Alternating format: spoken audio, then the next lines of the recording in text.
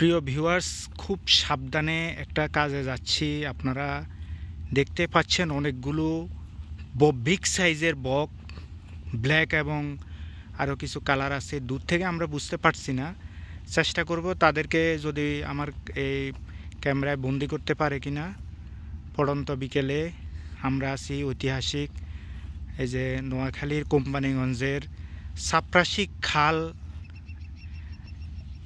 সাপ্রাশি খালের একেবারে কাছে নদী থেকে উঠে আসা যে ক্যানেল আছে সেখানে আমরা আছি। দেখি আমরা তাদেরকে বন্দি করতে পারি কিনা। যদিও অনেকবার চেষ্টা করে আমরা ব্যর্থ হয়েছি। এই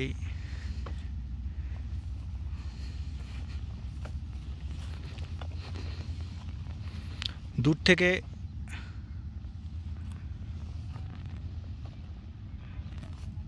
অনেক ইন্টারেস্টিং মনে হচ্ছে। এই বকগুলো যারা বড় বড় মাছ শিকার করে থাকে, আজকাল যদিও দেখা যায় না। আমরা গুটি গুটি পায়ে এগিয়ে যাচ্ছি। এই বকগুলো এই যে অলরেডি অনেকগুলো উড়াল দিয়েছে। এগুলো একটু এই যে বড়গুলো উড়াল দিয়েছে। ওয়াও, অসাধারণ অসাধারণ! তারা কিভাবে ছুটে চলতেছে। এই যে আমার উপস্থিতি নিশ্চয় তারা বুঝতে পেরেছে। এই যে বড় সাইজের বক, তারা অলরেডি নদীর দিকে রওনা দিয়েছে। তারপরেও আমি কিছুটা সফল বলবো। নদী তীরবর্তী বিস্তীর্ণ চরাঞ্চল, চারণভূমি, ছোট ছোট ঘাস আছে। পড়ন্ত বিকেল, এই যে এখানে গরু, ছাগল, মহিষ চরে থাকে।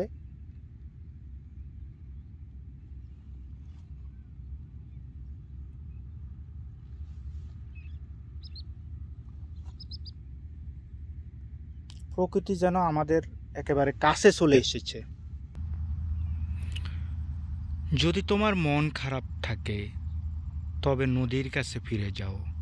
যদি তোমার মন খারাপ থাকে তবে চারণভূমিতে ফিরে যাও। যদি তোমার মন খারাপ থাকে তবে সবুজে ফিরে যাও। যদি তোমার মন খারাপ থাকে প্রকৃতিকে বেশি করে ভালোবাসো।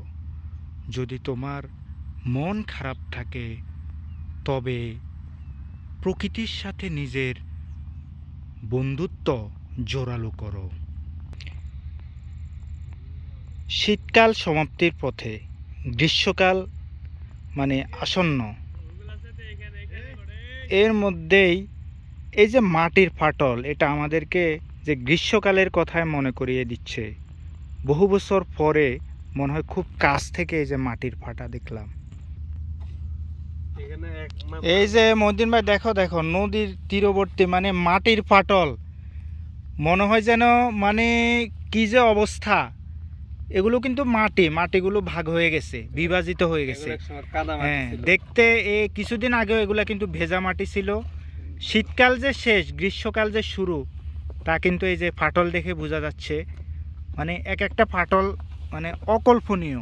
এত বড় বড় ফাটল তৈরি হয়েছে মাটির মধ্যে।